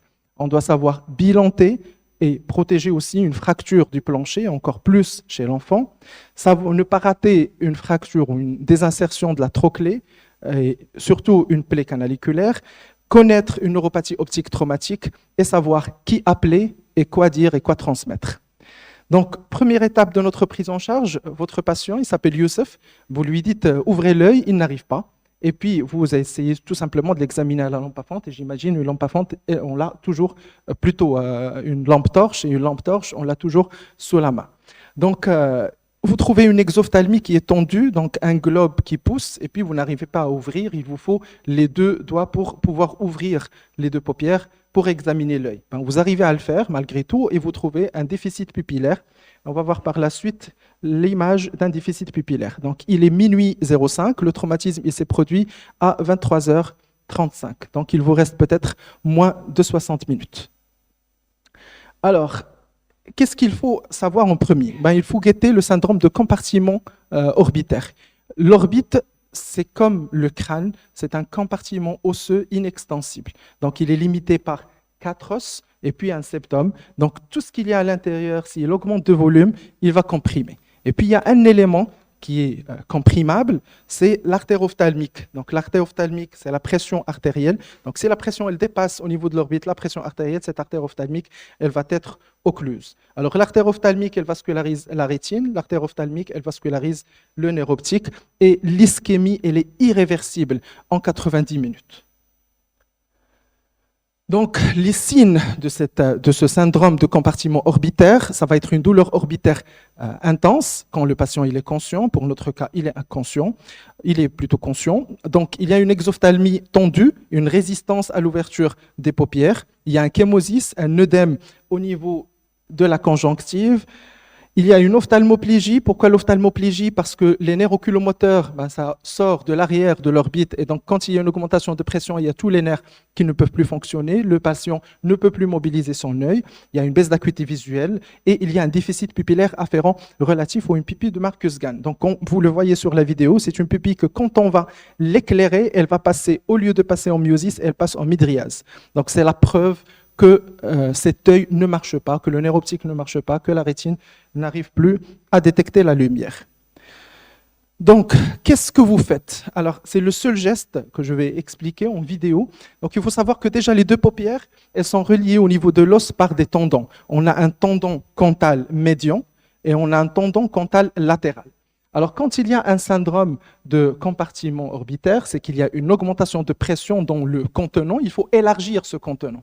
C'est un geste que tout médecin généraliste pourrait faire. Donc, ça va être une contotomie contolyse. C'est un geste qu'il faut savoir réaliser. Donc, tout simplement une petite désinfection. Et puis, si le patient il est conscient, parce que c'est un geste qu'on peut faire même sur un patient inconscient après l'avoir stabilisé, donc une petite injection d'anesthésie et d'adrénaline, d'épinéphrine, une pince hémostatique, donc au niveau du canthus, ça va nous permettre de tracer une pince hémostatique ou tout simplement un porte-aiguille que vous insérez au niveau du tendon cantal. Et par la suite, avec n'importe quel ciseau que vous avez sous la main, on sectionne. Donc une fois on sectionne, on a libéré les 2 tendons des 2 paupières. Si c'est suffisant, c'est parfait. Si ce n'est pas suffisant, il faut même libérer la paupière. Ne vous inquiétez pas, c'est quelque chose qu'on peut facilement réparer par la suite. Donc le patient, on peut le reprendre, peut être repris par un ophtalmo et ça peut être réparé avec un œil qui est sauvé. Donc on peut sectionner le tendon de la paupière supérieure et on peut aussi sectionner le tendon de la paupière inférieure et vous voyez comment l'espace il augmente et comment un hématome ne va plus comprimer le nerf optique et comprimer surtout l'artère ophtalmique. Donc, les pièges à éviter devant un syndrome de compartiment orbitaire. Ce qu'il faut faire, il faut appeler l'ophtalmo quand on peut. Donc, déjà avant le geste, pendant le geste, il peut nous accompagner. S'il est là, s'il peut arriver à temps, tant mieux. S'il ne peut pas arriver à temps, il faut réaliser le geste. Il faut agir si le tableau il est cliniquement franc. Il ne faut pas attendre une imagerie. Il faut décomprimer, même si le patient il est inconscient. Il faut vérifier la pression intraoculaire après la décompression, juste par palpé bidigital. Et il faut surveiller les récidives parce que des fois, ça peut ressaigner une fois on lève la pression. Donc, ce qu'il ne faut pas faire. Donc, attendre le scanner, non. Faire une contotomie sans contolyse, ça veut dire séparer les deux paupières, mais sans séparer la paupière de l'os. Ça ne sert pas à grand-chose. Il ne faut pas rassurer trop vite et dire c'est bon, on a tout géré. Non, c'est un patient, vous avez fait une première étape, mais il faut toujours le référer vers le spécialiste. Et puis, il ne faut pas oublier la surveillance post-geste et décomprimer si le globe il est ouvert. Alors, globe ouvert, c'est le sujet suivant. Donc, on a fait une décompression, il est minuit 20, donc en 17 minutes, vous avez pris la bonne décision et le patient, déjà, il vous dit, je commence à voir quelque chose, mon acuité, il commence à revenir. Sauf que à ce moment, vous recevez les résultats de la TDM, si TDM est accessible, et vous voyez au niveau du scanner qu'il y a une opacité à l'intérieur du vitré, au niveau du rapport du scanner, ou au niveau du scanner, c'est facile à voir, c'est le centre de l'œil, vous voyez qu'il y a une opacité, qu'il y a une asymétrie entre les deux yeux. Alors, s'il y a une opacité au niveau du vitré, c'est un globe ouvert jusqu'à preuve du contraire. Alors, qu'est-ce que vous faites, médecin généraliste, au niveau des urgences, vous êtes seul, il est minuit 20, pour un globe qui est suspect d'être ouvert. Alors déjà, les traumatismes oculaires, c'est deux classes, mais je ne vais pas m'attarder vu le temps. Donc, c'est soit des traumatismes fermés, soit des traumatismes ouverts. Les ouverts, c'est les ruptures en cas de compression. Sinon, c'est les plaies pénétrantes ou perforantes. Mais on pourrait voir ceci s'il y a un atelier par la suite. Alors, premier réflexe, il ne faut pas faire d'IRM si vous suspectez que le globe il est ouvert. Pourquoi il ne faut pas faire d'IRM? Parce qu'il peut y avoir un corps étranger intraoculaire, il peut être de nature métallique et vous pourriez faire le moulinex à l'intérieur de l'œil. Donc, en cas de doute, pas d'IRM, si le moindre doute d'un objet métallique. Alors, deuxièmement, comment reconnaître un globe ouvert si vous n'avez pas d'imagerie? Déjà, il y aurait une baisse d'acuité visuelle, il y aurait une hypotonie oculaire, donc vous allez sentir que les deux globes n'ont pas la même pression, il y aurait une chambre antérieure qui serait plate, il y aurait une pupille qui serait irrégulière, mais qui serait en goutte d'eau ou en larmes, donc une pupille qui est attirée. Il peut y avoir une hémorragie sous-conjonctivale localisée ou généralisée, il y aurait le signe de Seidel, mais je pense que le signe de Seidel, il faut une lampe à fente pour le voir. Alors, dans ce cas, on peut classer ces malades, mais c'est un peu lent. Alors, qu'est-ce que vous avez à faire? Médecin généraliste, qu'est-ce que je peux faire si je doute sur une plaie du globe oculaire? Donc, premièrement, je mets juste une coque rigide. Donc, on a mis la photo d'une coque. C'est quelque chose qui va rester à distance de l'œil. Parce que ce qu'il ne faut pas faire, c'est mettre un pansement. Et encore moins un pansement compressif. C'est des gens qui saignent et on a tendance à vouloir arrêter le saignement par un pansement compressif. Jamais de pansement compressif sur un globe qui risque d'être ouvert parce qu'on va tout simplement le vider de son contenu. Donc, gardez le patient à jeun. C'est un patient qui va passer au bloc. Donc, on insiste sur le fait qu'il doit rester à jeun, même pour le traitement. On le met sous antiémétique intraveineux, sous antalgique intraveineux, ça va nous éviter les manœuvres de Valsalva. On le met sous antibiotique, toujours intraveineux. Et puis, s'il n'a pas reçu sa TDM, et vous suspectez qu'il y a une plaie du globe oculaire, il faut faire la TDM pour rechercher un corps étranger intraoculaire. Donc, les interdits absolus, donc la tonométrie contact, donc mesurer la pression oculaire, l'échographie, interdiction absolue si on doute sur une plaie du globe, la pression palpébrale, même pour toucher l'œil, à ne pas faire, l'extraction d'un corps étranger, même si vous le voyez. Donc vous voyez un corps étranger, il est bien là, vous êtes capable de l'extraire, mais il ne faut pas le faire en dehors du bloc opératoire. Et bien sûr, l'IRM s'il y a le moindre doute d'un corps étranger. Donc, vous venez de gérer les deux grandes urgences. Il vous reste les urgences un peu moins urgentes. Le patient, il essaie de regarder vers le haut, il ne peut pas. Il vous dit, j'ai une sensation de diplopie, je vois double, à chaque fois je veux voir vers le haut. Si vous avez fait une TDM, vous aurez déjà la preuve qu'il y a une fracture du plancher, mais sans la TDM, c'est déjà quelque chose que vous pouvez détecter à l'examen. Alors, qu'est-ce qu'une fracture du plancher? Il faut savoir que la paroi inférieure du globe oculaire, c'est l'os maxillaire un peu plus en derrière, c'est l'os palatin. L'os maxillaire, il va séparer l'orbite du sinus et c'est une paroi qui est extrêmement fine, c'est 0,5 mm. Donc, s'il y a un traumatisme, une augmentation de pression, c'est une paroi qui peut se rompre. Alors, cette paroi, si elle se rompt chez une personne âgée, l'os, il serait fracturé, il y aurait le muscle droit inférieur qui va passer à travers l'os et c'est un muscle qui ne peut pas bouger. Mais pire, si ça se passe chez un enfant, l'os, il est toujours élastique. Il va s'ouvrir, le muscle, il va passer, et puis l'os, il va le maintenir, il va le prendre en trappe, il va le piéger. Et ceci va générer le réflexe oculocardiaque, et c'est une urgence plutôt chez l'enfant. Dans les 24 heures, il faut l'opérer. Chez l'adulte, c'est une urgence qui peut être un peu différée jusqu'à 48 heures. Et bien sûr, s'il y a une fracture du plancher sans incarcération du muscle, c'est une simple surveillance. Donc, parmi les tests que vous pouvez faire pour reconnaître est-ce qu'il y a une incarcération du muscle ou pas, chez l'enfant, c'est daté de mieux, mais sinon, s'il se laisse examiner, ou même chez l'adulte, on peut prendre juste une petite pince avec une petite anesthésie locale, en collyre, et essayer de faire bouger le globe oculaire. Si on arrive à le faire bouger, c'est que tous les muscles sont libres, mais si le globe oculaire il est bloqué par rapport à l'autre, c'est qu'il y a un muscle qui est incarcéré. Ceci, si on n'a pas l'imagerie. Donc, on va demander bien sûr l'imagerie. Vous allez voir cet aspect. Donc, c'est une interruption du plancher avec une opacité qui passe au niveau du sinus maxillaire. Un signe de larme, c'est comme une larme qui passe au niveau des sinus. On peut avoir un emphysème de l'air au niveau de l'orbite parce que le sinus, c'est de l'air et l'air, il va passer comme le muscle, il passe en bas, l'air, il passe en haut. Donc, le médecin généraliste, à cette étape, il demande la TDM, mais c'est le chirurgien maxillofacial et l'ophtalmo qui vont l'interpréter et décider de la prise en charge chirurgicale. Donc, l'urgence en moins de 24 heures, si c'est une fracture en trappe avec un réflexe oculocardiaque et si le muscle il risque d'être ischémié. Chez un enfant, c'est un nœud qui va rester dévié et c'est une amblyopie par la suite. En semi-urgence, maximum 2 semaines si c'est un adulte avec une incarcération musculaire qui est documentée.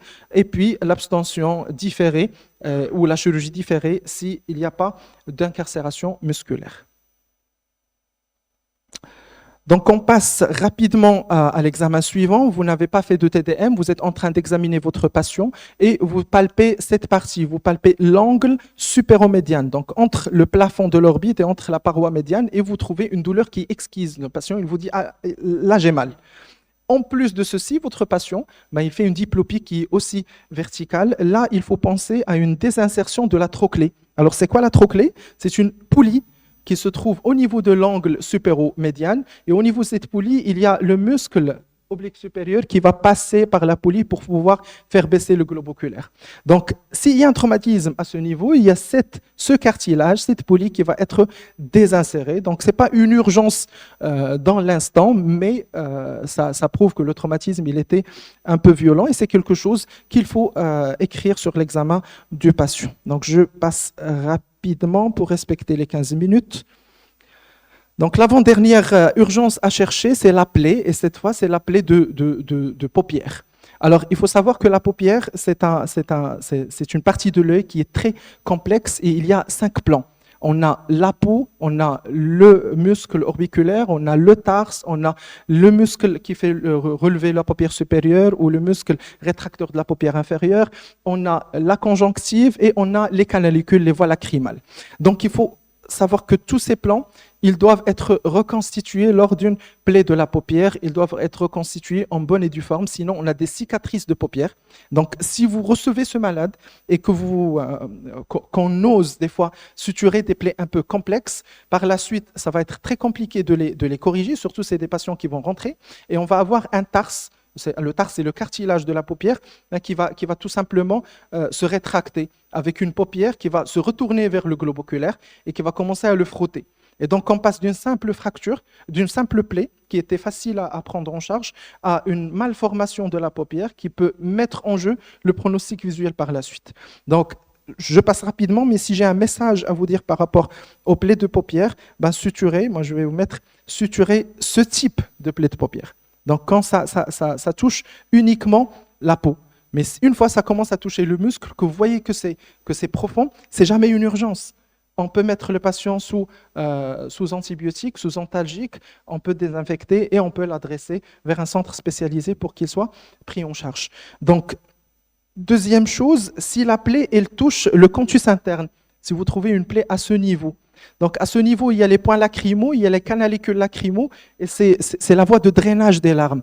Et surtout si ça touche la paupière inférieure. La paupière inférieure, c'est 90% des larmes qui sont évacuées. Donc, à ce niveau, même si vous trouvez que c'est uniquement la peau, ben, ne vous amusez pas à la suturer. C'est une chirurgie qui va être faite sous microscope pour essayer, même sous la main de spécialistes, de reconstruire cette anatomie de drainage lacrymal qui permettrait aux patients d'avoir une vie par la suite qui est normale. Donc, une plaie du canthus interne à ne pas suturer, à adresser. Voilà. Donc, les plaies palpébrales, ce que vous référez, vous référez les plaies du bord libre, vous référez les voies lacrymales atteintes, vous référez les plaies transfixiantes, vous référez les patients avec ptosis, avec corps étranger, et si vous avez un doute sur une plaie du globe oculaire, pour tous ces patients, vous nous envoyez le patient et on va essayer de le prendre en charge. Dernier cas que vous risquez de voir en urgence, là j'aimerais insister que votre patient il a deux yeux et des fois il y a un œil qui attire l'attention, un œil qui est traumatisé, il y a du sang, il y a un œdème et on a tendance à ne pas faire attention au niveau de l'autre œil.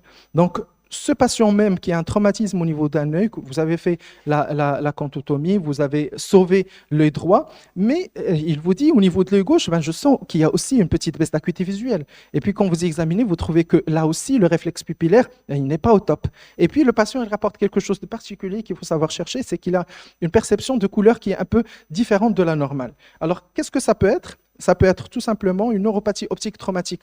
C'est que ce traumatisme, il est parti vers l'arrière et il a comprimé, si vous voulez, il a généré une fracture, il a généré un œdème, il a généré un hématome et qui a comprimé les deux nerfs optiques derrière au niveau des canaux optiques, donc juste en avant du chiasme, lors du passage entre l'orbite et le crâne. Et ça peut toucher même l'autre œil. Donc, si vous trouvez que votre patient il souffre de ceci, on a tendance à imaginer que pour les neuropathies optiques, il faut privilégier une corticothérapie forte dose. Donc, à nos années d'études, c'était le cas, mais je pense que non, ce n'est pas indiqué du tout.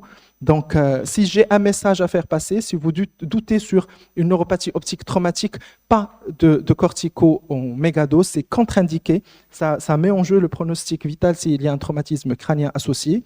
La décompression chirurgicale, ça va être nos amis qui prennent en charge la face qui vont en décider. L'observation seule, s'il y a une atteinte qui est modérée, ça a tendance à récupérer. Donc, voilà. Ce 60 minutes se sont écoulées, sur notre temporalité ici, c'est 15 minutes ou 16 minutes. Donc, durant ces 60 minutes, vous avez reconnu un syndrome de compartiment orbitaire, vous avez décomprimé et la vision du patient et les limites récupérées. Vous avez reconnu un globe ouvert et vous l'avez protégé, démarré une antibiothérapie, démarré un antiémétique et un antalgique. Vous avez reconnu une fracture du plancher et si c'est un enfant, vous l'avez adressé en urgence. Vous avez reconnu une désinsertion de la trochlée, vous avez reconnu une plaie de paupière, vous avez pu suturer une plaie de paupière superficielle et vous savez référer une plaie de paupière un peu complexe et vous avez reconnu une neuropathie optique et vous n'avez pas lancé de corticothérapie. Donc c'est un petit tableau récapitulatif de tout ce que le médecin généraliste peut faire lors de ces 60 minutes avec la limite d'heure et puis vers la fin du tableau, c'est tout ce qui va être fait par le spécialiste par la suite. Donc, Youssef, il est sauvé. Mais pourquoi il a été sauvé? Parce que vous avez fait trois choses. Vous n'avez pas touché avant de comprendre. Vous avez insisté sur l'examen clinique et vous avez cherché bien sûr le syndrome de compartiment orbitaire qui est un diagnostic purement clinique et dont la prise en charge elle est rapide et accessible à tout médecin. Vous avez cherché un globe ouvert et vous avez su protéger immédiatement sans attendre, sans aggraver, et puis en gardant à l'esprit que chaque minute compte pour référer le patient, et vous avez su bilanter précisément les deux yeux sans lancer un traitement qui risque d'être nocif pour notre patient. Donc, vous venez de le faire encore une fois, vous venez de sauver un autre patient. Voilà, merci.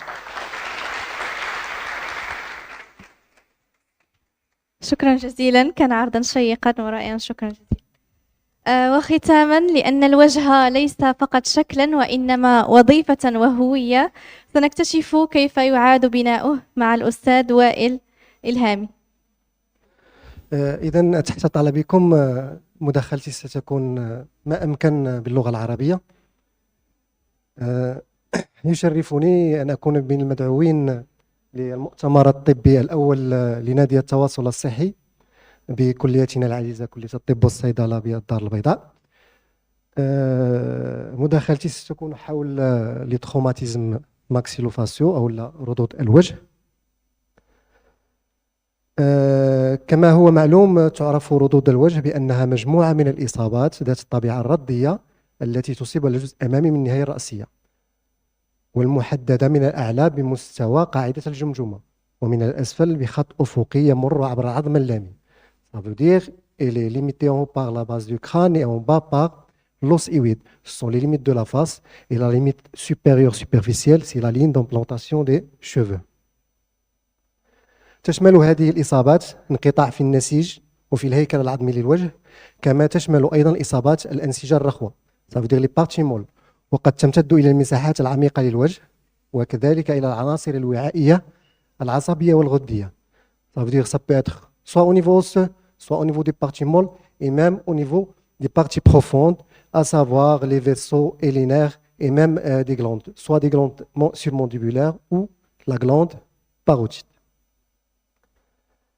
تعد ردود أيضا الوجهية الفكية من الحالات الشائعة جدا، وتصيب بشكل رئيسي الذكور البالغين أو بلان أكتيفيتي سوسيال، وتتمثل الأسباب الأكثر شيوعا في حوادث السير والمشاجرات والحوادث الرياضية والحوادث المنزلية.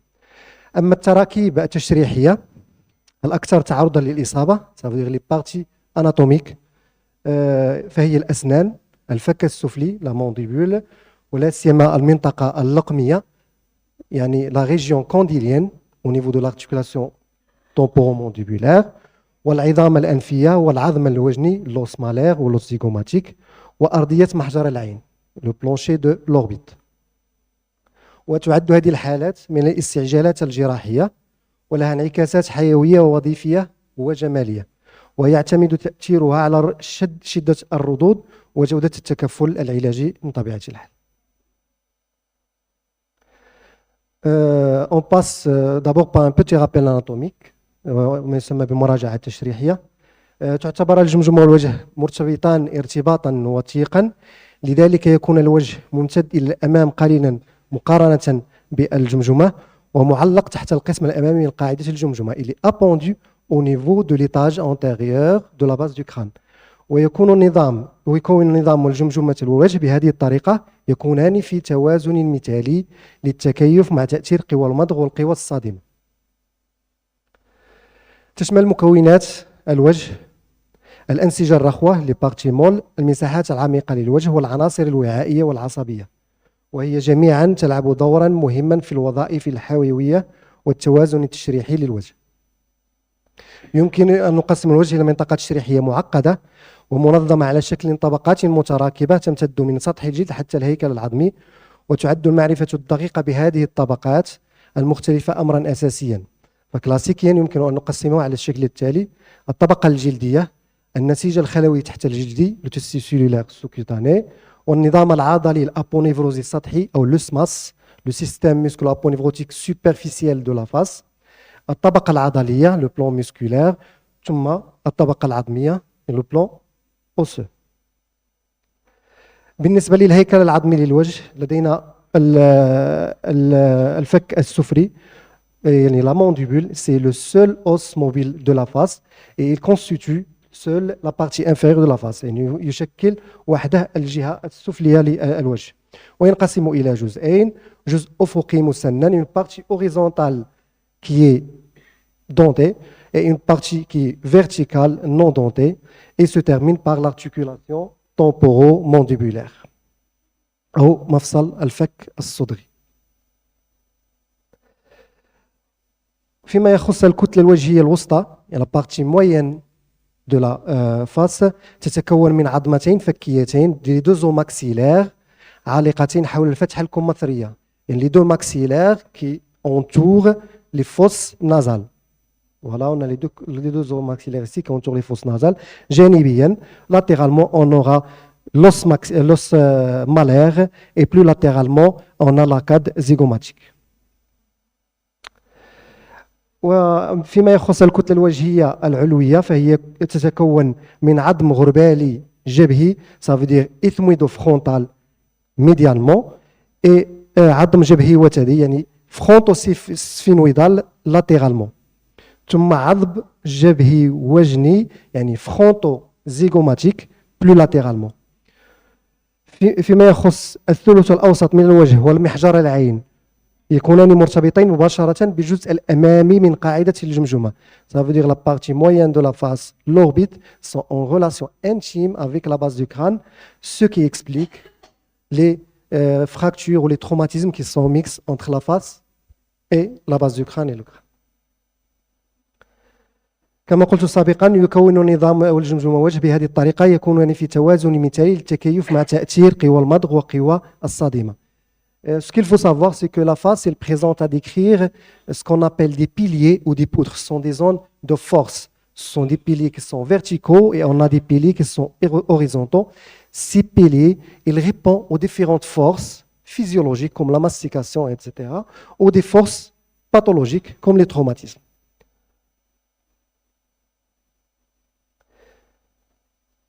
فيما يخص الردود الوجهية devant un malade traumatisé de la face, on commence d'abord par تقييم الوظائف الحيوية, par tout ce qui est urgent. فيما يخص الطوارئ الحيوية يجب تشخيص الطوارئ الحيوية بسرعة مع البدء في التعامل معها منذ نقل المصاب من موقع الحادث. Ça veut dire depuis le ramassage au lieu de l'accident, il faut prendre en charge le malade. يجب أن يكون هناك تقييم سريع للوظائف الحيوية كالنبض وضغط الدم ومعدل التنفس إلى آخره. ويجب فيما يخص concernant les traumatismes de la face, on a une particularité, ce sont les troubles asphyxiques surtout. D'accord? ويجب علينا إجراء تقييم سريع للإصابات المختلفة في إطار الإصابات المتعددة وتحديد الأولويات وخطوات التعامل العلاجي مع المصاب. Comme on a dit, tout un traumatisé de la face est un polytraumatisé jusqu'à preuve du contraire. فيما يخص الاضطرابات الاختناقية, les troubles asphyxiques au niveau de la face, هناك عدة أسباب, surtout les causes locales et loco-régionales. نتحدث هنا عن أجسام غريبة ذات الطبيعة المختلفة. En endobuccal, il ne faut pas oublier qu'on a des malades qui ont des prothèses dentaires mobiles, donc il faut toujours penser à un corps étranger d'origine à cause de ces prothèses dentaires. Il y a des dents naturelles, donc en cas de luxation dentaire totale, donc on peut avoir facilement une obstruction des voies aériennes supérieures par les dents, surtout les molaires. D'accord. Waram demaoui fil lisan, des hématomes de la langue, des hématomes du plancher buccal, même les grandes fractures au niveau de l'os nasal vont induire des hématomes importantes qui vont nous donner des problèmes asphyxiques. يجب من طبيعة الحال تأمين مجرى الهواء عند المريض qui traumatisé au niveau de la face عن طريق إزالة الانسداد من تجويف الفم باستخدام الأصبع أو بالشفط أو عبر جعل المريض يسعل. استخدام قنية مايو لا كانيول دو غيديل. ولتجنب سقوط اللسان إلى الخلف يجب علينا سحب اللسان إلى الأمام. في بعض الحالات يكون هناك parfois on aura des fractures au niveau symphysaire bilatéral. D'accord? Des fractures bilatérales très déplacées au niveau symphysaire et parasymphysaire. Donc on n'aura plus de support pour la langue. Donc on aura une chute de la langue en arrière, ce qu'on appelle la glossoptose. Et va induire à un trouble asphyxique et c'est une urgence. Donc en tant que généraliste, tout simplement, vous pouvez maintenir la langue par un fil, d'accord? Un fil résorbable ou non résorbable, n'importe quel fil au niveau de la joue, tout simplement. Donc la contention dans la langue en avant. سحب اللسان إلى الأمام. قد نحتاج إلى التنبيب عن طريق الفم, c'est l'intubation trachéale, أو الشق الرغامي, أو c'est la trachéotomie. فيما يخص الاضطرابات النزيفية أو les troubles hémorragiques, لا تسبب الإصابات الوجهية المعزولة نزيفا كبيرا عادة. Donc les troubles hémorragiques au niveau de la face sont rares. مي في حالات جروح فروة الرأس والإصابات الشديدة الناتجة عن الأسلحة النارية سورتو لي تروماتيزم ترو فيولون كوم لي تروماتيزم باليستيك التي قد تؤدي إلى فقدان دموي مهم أحيانا سواء كان النزيف ظاهرا أو داخليا عند موقع الجرح أو عند الفتحات الطبيعية. Il faut toujours voir les orifices naturels au niveau de la face, la cavité buccale, les fosses nasales et le conduit auditif externe. يمكن إيقاف النزيف من عدة طرق. دونك لا بارتيكولاريتي أو نيفو ماكسيلوفاسيال الضغط بالأصبع أو استخدام أداة مثل الملاقط النزفية ضمات ضاغط أو حشو ضاغط في انتشار رأب الشريان أو الوريد. دونك en attendant la ligature artérielle et veineuse élective. النزيف الظاهر في فتحات الأنف يعالج أولا بواسطة حشو أمامي للأنف باستخدام شاش دهني أو شاش يمكننا من توقف النزيف وأحيانا يضاف حشو خلفي للأنف باستخدام شاش ضاغط. Donc pour les épistaxis foudroyantes, on utilise ce qu'on appelle un méchage nasal. Le méchage nasal, soit il est antérieur, c'est suffisant. S'il n'est pas suffisant, on utilise un méchage postérieur jusqu'au niveau de pharynx. Parfois, on utilise un méchage fixe, antérieur et postérieur. Et dans des cas extrêmes, en l'absence de matériel, on peut utiliser des sondes urinaires à l'intérieur du fosse nasal. On gonfle le ballonnet et ça nous donne un hémostase satisfaisant. D'accord? Donc, si le malade est stable, on passe à l'examen maxillofacial proprement dit. Donc, ننتقل إلى الفحص السريري. في الفحص السريري يجب تدوين جميع بيانات الفحص السريري مع تحديد التاريخ. لهذه البيانات قيمة طبية قانونية مهمة كما l'a dit بروفيسور شلاوي. D'accord? فيما يخص الفحص السريري دائما نبدأ بالاستجواب أو أخذ التاريخ المرضي. قد يكون صعبا أو حتى مستحيلا في بعض الحالات s'il y a trouble de conscience. نتحدث هنا عن العمر، جنس المريض، وقت حدوث الحادث، مكانه والظروف المصاحبة، تاريخ المرضي السابق للمريض، والآلية المباشرة أو الغير مباشرة، ونقطة التأثير يعني البوان دامباكت بور التروماتيزم. وفي وقت آخر وقت آخر وجبة لوغير دو ديرني روبا والفترة الزمنية المنقضية يكونان مفيدان في حالة وجود مؤشر لعملية جراحية عاجلة. فيما يخص l'examen maxillofacial, on a deux entités, un examen exobuccal facial et un examen endobuccal. On commence par l'examen exobuccal أو الفحص الخارجي للوجه. يجب أن نبحث هنا عن حالة الأنسجة الجلدية، التشوهات في الكتلة الوجهية، ازدواجية الرؤية والجروح مدمرة للجفون، نزيف أو تسرب السائل الدماغي الشوكي. Donc on cherche est-ce qu'il y a un écoulement de liquide céphalorachidien au niveau des orifices, soit au niveau du conduit auditif externe, soit au niveau du fosse nasal, soit on regarde des plaies. D'accord? بالنسبة للجروح concernant les plaies يتم تسجيل مكان الجرح، حجمه واتجاه الجرح يعني la direction ou le sens de la plaie par rapport aux lignes de tension de la face, par rapport aux lignes, ce qu'on appelle les lignes de Langer, parce qu'elle a un impact surtout esthétique pour les sutures. وكمثال على بعض أماكن donc concernant les plaies qui sont un peu graves au niveau de la face et qui ont un impact surtout fonctionnel majeur, ce sont les plaies qui se situent au niveau de la ligne qui passe du tragus vers l'aile du nez. Si on a une plaie qui se situe à ce niveau-là, il faut l'explorer parce qu'il y a un grand risque de lésion du nerf facial, de l'asab al-sabi' ou une lésion du canal parotidien. On a ici le canal parotidien. Après l'interrogatoire, on a la palpation, c'est الجس نجس المريض. يجب أن يكون الجس برفق ثنائي الجانب ومتماثل bilatéral symétrique, une palpation qui est douce. نفحص البروزات العظمية، البحث عن نقطة مؤلمة محددة، انزياح، غرز أو حركة غير طبيعية. Il faut toujours chercher est-ce qu'il y a une mobilité, marche d'escalier au niveau du relief osseux, etc. البحث عن ألم متباعد عن نقطة الضغط مما يوجه نحو كسر محدد في ذلك المستوى. Toujours on cherche ce qu'on appelle un signe de sonnette. D'accord? En chirurgie maxillofaciale, surtout pour l'enfant, quand un enfant il vient pour vous pour un traumatisme, surtout au niveau du menton, D'accord? On fait ce qu'on appelle signe de sonnette, on presse sur le menton et on cherche est-ce qu'il y a des douleurs à distance. Chez l'enfant, il est très fréquent les fractures condyliennes lors du traumatisme au niveau du menton. D'accord? Il ne faut pas passer à côté de ces fractures. Malheureusement, actuellement, on voit beaucoup d'enfants au stade de séquelles après des fractures condyliennes qui sont mal prises en charge ou des médecins qui ont passé à côté d'elles. D'accord? Parce qu'il y a un risque d'ankylose, des ATM, et par la suite, risque de dysmorphose maxillofaciale, des rétromandibules qui sont majeurs, avec des limitations de l'ouverture buccale. D'accord? كما قلت يجب علينا جس رؤوس الفك السفلي أمام القناة السمعية الخارجية. Ça veut dire la palpation de la région condylienne de l'articulation temporomandibulaire en avant du tragus, en avant du conduit auditif externe.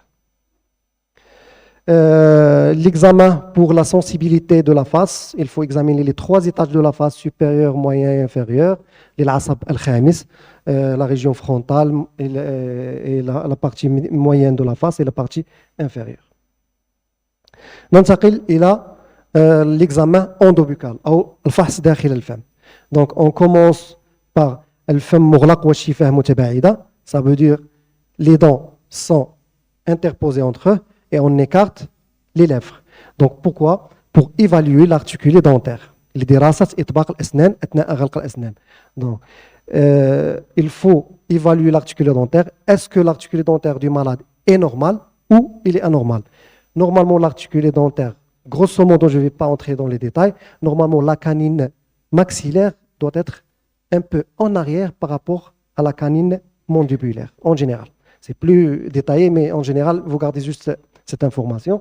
Donc, on aura soit des déplacements dans les trois plans de l'espace, soit des déplacements mésiodistales, déplacements antéro-postérieurs ou déplacements verticaux. On évalue le degré de l'ouverture buccale. Est-ce qu'on a une limitation de l'ouverture buccale ou pas de limitation de l'ouverture buccale? Normalement, l'ouverture buccale normale, c'est 45 mm plus ou moins 5. Et on évalue la mobilité mandibulaire dans les 3 plans de l'espace. Donc, propulsion, rétropulsion, ouverture, fermeture et la déduction de la mandibule. Ça veut dire les mouvements de latéralité de la mandibule. Donc, toujours à l'examen endobuccal, donc on évalue l'état de la muqueuse buccale, l'état de la langue, de la gencive fixe et la gencive non fixe.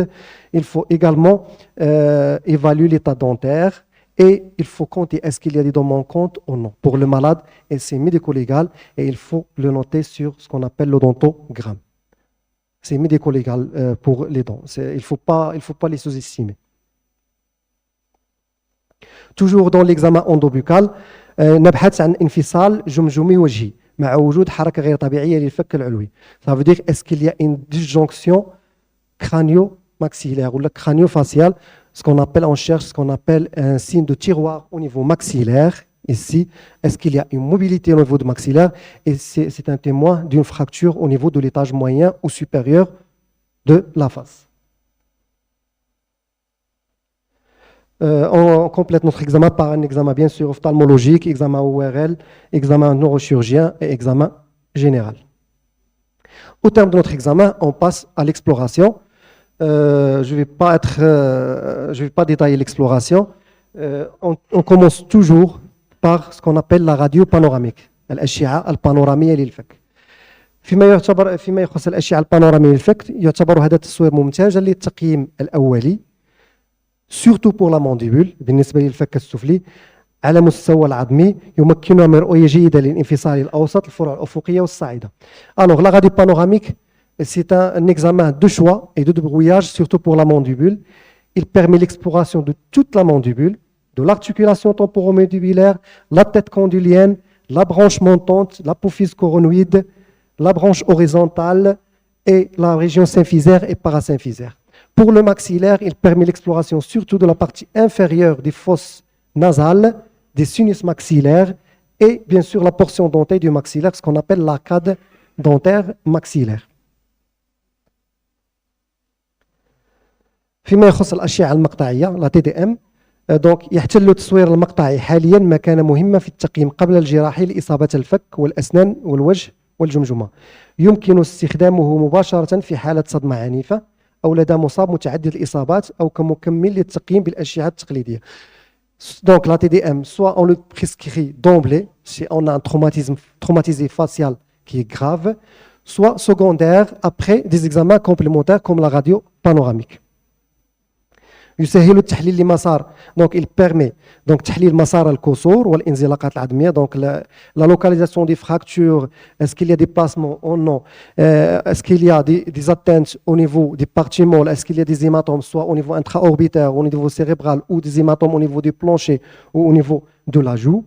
يقدم ايضا الماسحه الضوئيه مع اعاده البناء ثلاثي الابعاد فائده في المراحل الاوليه وفي مرحله المتابعه لتحليل الانزلاقات العظميه خاصة في الحالات المعقدة وأيضا لأغراض تعليمية. Actuellement, on a la possibilité d'avoir des reconstructions 3D de la face.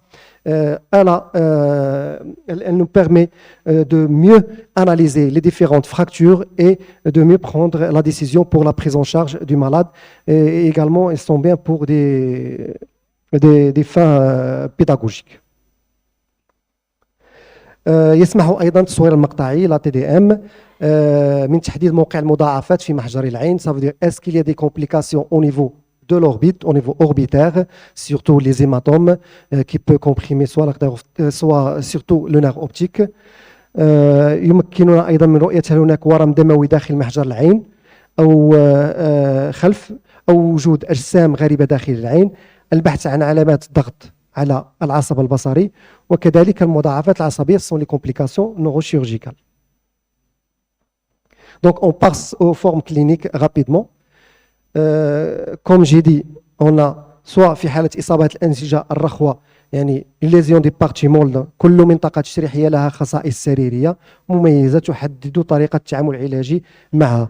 Si on a des lésions au niveau du nerf facial, العصب السابع, donc il faut le suturer sous microscope. Si on a des lésions au niveau du canal parotidien, on le suture avec une endoprothèse, lésions parotidiennes, etc. بالنسبة لإصابات على مستوى الأسنان, on a plusieurs formes cliniques pour les traumatismes dentaires. Soit on a une simple contusion dentaire, il faut tous les noter, soit une luxation qui est partielle, juste immobilité de la dent, ou luxation totale, ça veut dire arrachement de toute la dent. On aura également des fractures au niveau dentaire, soit au niveau de la couronne dentaire, soit au niveau de la racine du dent. Si on a au niveau de la racine du dent, il faut les mentionner, soit au niveau de l'apex, ou au niveau du milieu de la racine du dent, ou au niveau coronaire, est-ce qu'il y a une exposition pulpaire ou non, parce que ça conditionne le pronostic de la dent.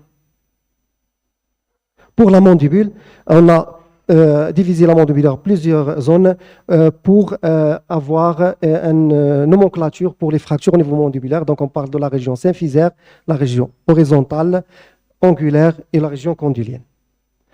On parle également des fractures au niveau maxillaire, la fracture Lefort 1, 2 et 3, et également les fractures orbitozygomatiques. Pour les fractures au niveau orbitaire, surtout au niveau de la plancher de l'orbite, il a été bien détaillé par professeur Hiden. Pour le traitement, donc l'indication, ça dépend de la gravité du traumatisme. Donc on a le traitement des parties molles et traitement du squelette osseux, soit traitement fonctionnel, traitement orthopédique ou traitement chirurgical. وفي الختام تعد ردود الوجه من الحالات الشائعة في الممارسة الطبية خاصة لدى فئة الشباب غالبا ما تكون ناتجة عن حوادث السير ونظرا للتعقيد التشريحي للوجه وارتباطه الوثيق بالجمجمة والأعضاء الحيوية فإن هذه الإصابات قد تخلف تأثيرات وظيفية وجمالية ونفسية مهمة وإن التدبير الأمثل لردود الوجه يرتكز على التشخيص المبكر والدقيق بدءا بتقييم الوظائف الحيوية والتعامل مع الحالات الاستعجالية. شكرا لكم. شكرا جزيلا أستاذ إلهامي ونشكر أيضا مبادرتك للتقديم باللغة العربية. شكرا جزيلا. وها نحن نصل تقريبا إلى نهاية يوم لم يكن عاديا، يوم تعلمنا فيه أن المعرفة مهمة لكن سرعة تطبيقها هي ما يصنع الطبيب الحقيقي. ونتقدم بجزيل الشكر للأساتذة الكرام الذين لم يشاركونا فقط المعرفة بل شاركونا خبرتهم وقراراتهم وروح المهنة الحقيقية. والآن سننتقل إلى تقديم الجوائز أو الجوائز التكريمية للأساتذة، وبعدها سنلتقي في الورشات التطبيقية.